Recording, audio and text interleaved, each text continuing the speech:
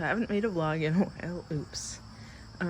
We had a ferocious thunderstorm that pulled through here, I want to say 2 nights ago, so both of my peppers were toppled over, so it was finally time to string them up. My poblanos are pretty big. The Ahichirpitas every once in a while. There's one that ripens. Let me pick that. It's kind of mashed up against the railing because it's a huge bush. And I've been sticking those in pickles. I made mixed zucchini pickles all of this past week. Here's the carnivores. I guess I should tip that cactus back up, but it's fine. Whenever the cats decide to drown their toys in their water bowl, I just dump it on the porch to dry out.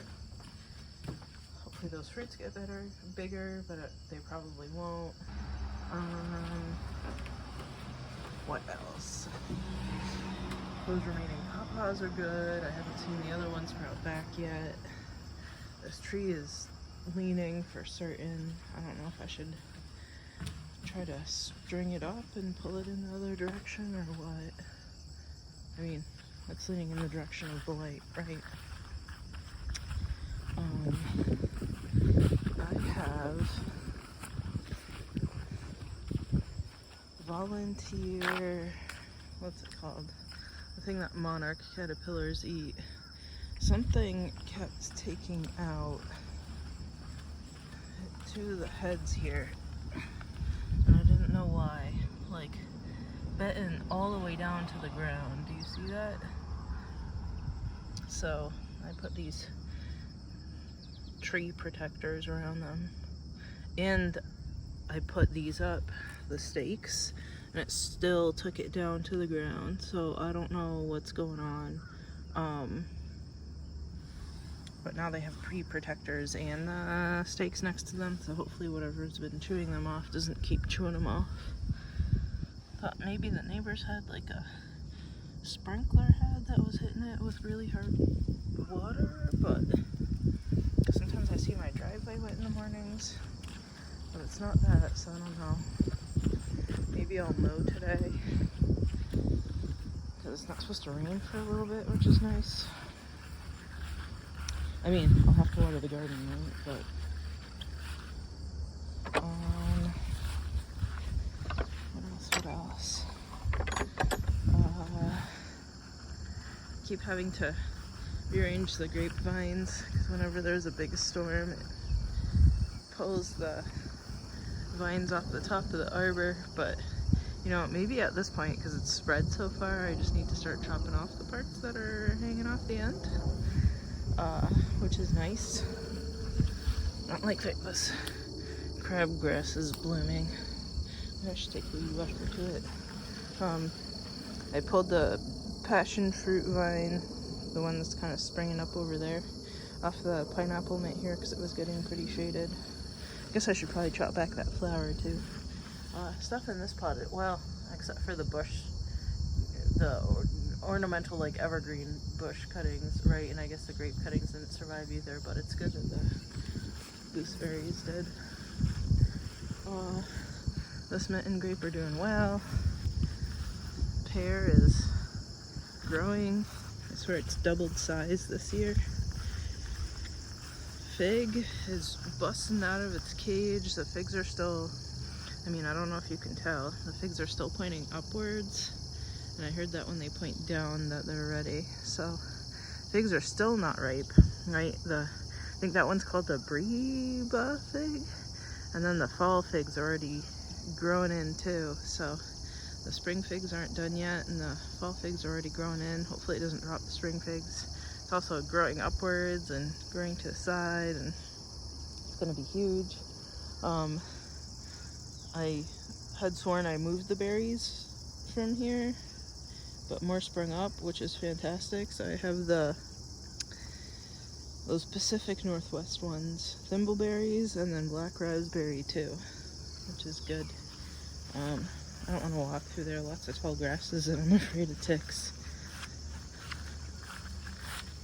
What else? There's another grape that sprouted up over here. The volcano is covered with flowers, so I don't see it well. I know where it is because there's a volcano and it's covered with flowers, right? But at least I don't see it. And then the grape around this leg of the trellis sprung back and is growing really well. And then this grape, I think it's one of the fox grapes because the leaves are a little bit thicker. And of course there's these invasive beasts all over it, but it had sprouted and it's all over the top of the arbor, which is really, oh, somebody's been eating it. I mean, that's good because it's a native plant, right? That's why I wanted native plants. And then this one pulled back all of its sprouts and decided to resprout from the ground, so it just has this small one. So I keep kind of pulling it to the side here so at least gets the morning sun, because in the afternoon it gets nice shade from my birch here. It never sprouted from the top again. I started mowing narrower and narrower paths. I'll walk through there. To let all the flowers go. Because I have all these, I think they're called cone flowers, I'm not sure. All over the place. The pumpkin patch is invading everywhere, which is delightful.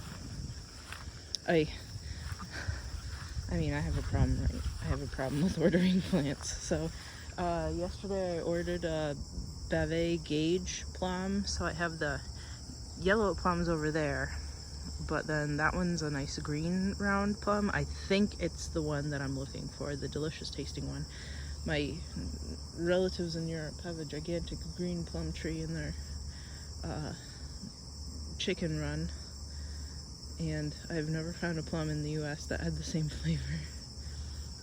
So maybe that one's it. Nice bee just flew in that pumpkin flower. There's a nice skipper butterfly resting on that leaf. So my goal is to have nice pumpkin nectar drunk bees all over the yard this year is well in play. I haven't seen any female blooms on this yet. I think it needs to get way bigger before it has female blooms. And there's a couple over there that are making a run for it even further. This one and that one just like weave through the flowers. Oh no, gotta rescue this from the, I don't know if I even can. Oh, that's bad. It grew through the, man. Maybe it's just gonna be growing through that trellising. Where'd it come through? Through the side somewhere, right? That's kind of bad. I was gonna plant trees in here, but then the pumpkins decided to invade. Well, maybe I'll have it grow up and over. I didn't catch that soon enough. I do still have cornelian cherries on order. I ordered some more because these ones died, which is sad. I strung the Mirabelle plums to pull those branches a little bit further away from each other. I mean, I guess I could chop at them to train it better, but fine. Last weekend I went through and ripped a bunch of the, I keep forgetting what it's called, I always call it strangle vine, off of everything. That big pile is the elderberry, the native elderberry, and then that cage over there has the native black cherry tree, so I pulled all the vine off of that, and then I pulled more vine off of that one. It had a pawpaw tree in there. It might have given up the ghost because I planted it out when we had those 2 years severe drought. My nut tree is growing really great this year, and the persimmon next to it too, and the sumac is great. This willow oak, it lost all the leaves on the little branches that it resprouted from the bottom. Little branches did have green bark recently, but I don't know, it doesn't seem like it's thriving.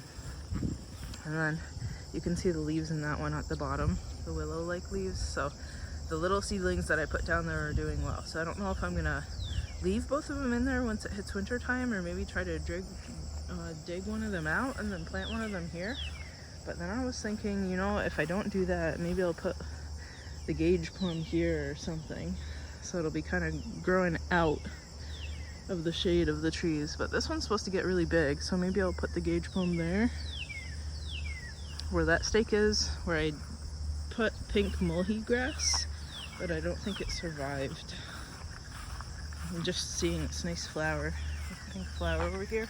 So this one bloomed purple. This one is blooming pink.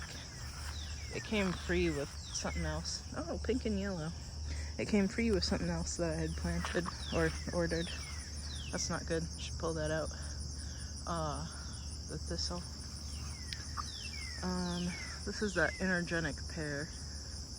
I finally took the string off of it that was pulling that branch out to the side, so it wasn't growing straight up. This is that Italian countryside cherry. I'd made myself a path here the last time I mowed, but maybe that's a path for the mower and not a path for people.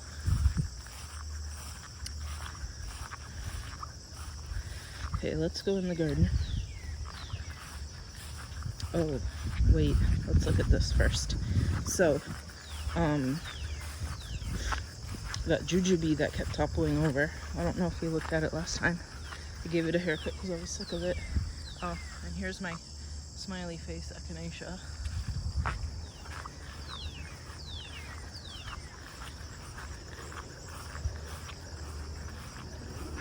So, here, I gave it a haircut. So it's basically as short as this one.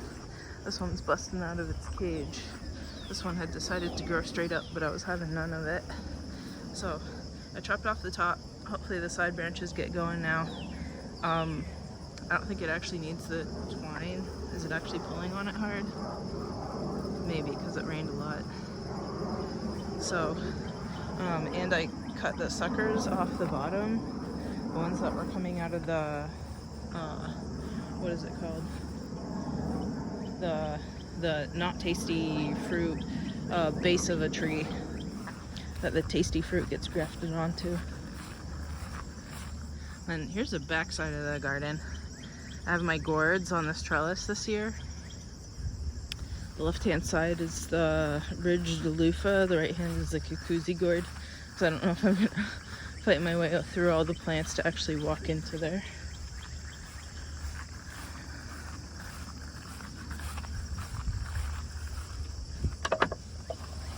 So the pumpkins that I have in the middle of the yard are also here. I cut a little bit of a hole through the flowers here for them to be able to go through. And then this tall guy, I had to put string up to where the kiwis are climbing to hold it up because it was leaning something awful. It is a fancy amaranth. I want to say it's at least 8 feet tall at this point. I didn't know they got that big. Let's go look at these pumpkin flowers over here to see if we have any female ones on these yet. They're gonna set fruits yet. I'm guessing this one's a male. That one's a male too. I think it's because it's fighting it out with the maypops here that it hasn't had the chance to actually put out a female fruit because they like to basically be in burning sunshine like 16 hours a day when they decide to make an actual pumpkin. These guys though, look at my candy roaster. First time Georgia candy roaster finally actually grew for me. So I keep having to come out here every day or two and rearrange all the squash leaves so that the, oh there's another one, so that the callaloo can grow. This is a kind of amaranth called callaloo. It's from like Jamaica, the Caribbean.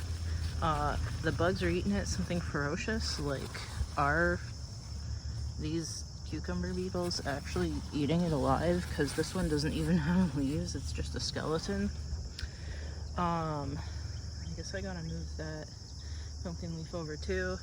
And they're all fighting it out with the melons, who are fighting it out with the ground cherries. So I gotta tuck these in somewhere. This is what the female blooms look like on that Georgia candy roaster. There's also butternut squash all over the place. And I gotta figure out Got these leaves tucked in. Where is this even growing from? Figure out where the path is, where I'm gonna be stepping on the vines. They're all in the way.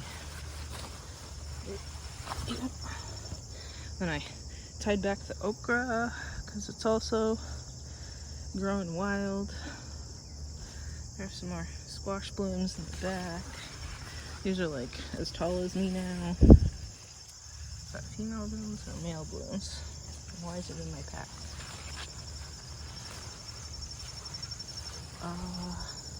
Okay. Step here. And there's more pumpkins. This is the tomato cage.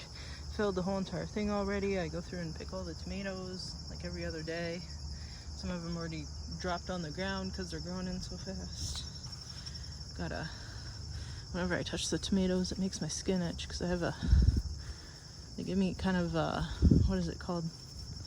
That rash when you touch stuff that your skin doesn't like. Dermatitis. Atopic dermatitis? I don't know.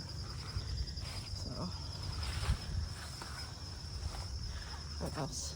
I had to pull back the maypop vines here because they were shading out this ayote squash, I think it's called. It wasn't growing, so I keep peeling it further so I can get some more sunshine. Sunflowers haven't bloomed yet. There's those gourds. You can see it there now that everything's laying down from the sunshine. All the way in the back there's tomatillos on that peas cage. So I ordered a couple more online, and then the seller was like messaging me when I ordered on like Monday or Tuesday saying, oh yeah, it'll be there by Friday, possibly Thursday. And then it was already Thursday night, and I messaged and I said, I don't think this is coming because it still says not shipped. And I said, oh yeah, shipping material got stuck at customs, so I don't have it, so it's not coming on time. Well then why did you message me that it's coming on time if it's not coming on time? But then the packaging that they used was so nice, and it'll be reusable. Finally, female blooms on this yellow patty pan squash. So the packaging that they used was so nice, and it'll be reusable, that I didn't leave them the worst of reviews on Etsy. Maybe I should have, but I didn't. So there's some more tomatoes that finally decided to start growing after they got eaten, right? All their leaves got eaten off by that armyworm that the company that sold me the manure,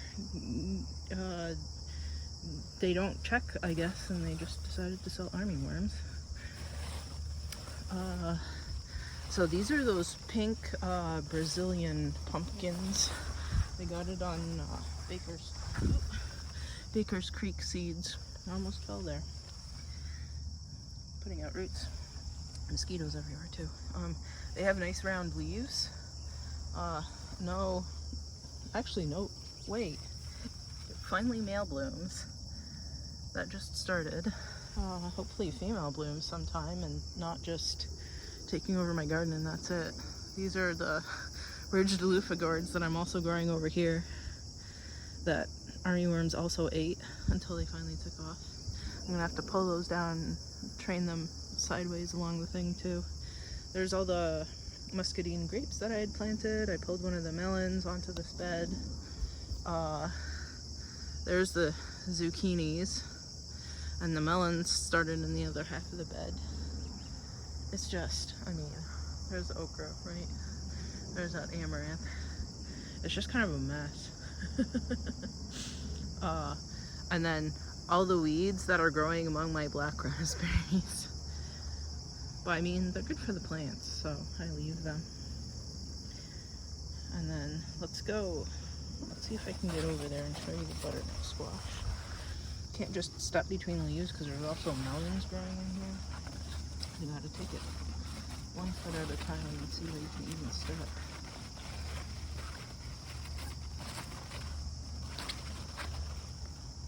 Especially when you're a little bit unsteady on your feet like I am. It's an interesting game. So, ooh, come on, here.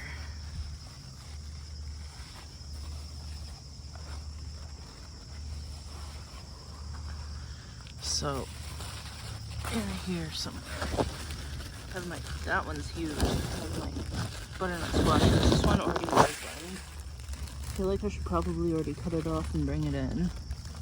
Even though it has a little bit of a green stripe still. I'm not sure at this point, I guess.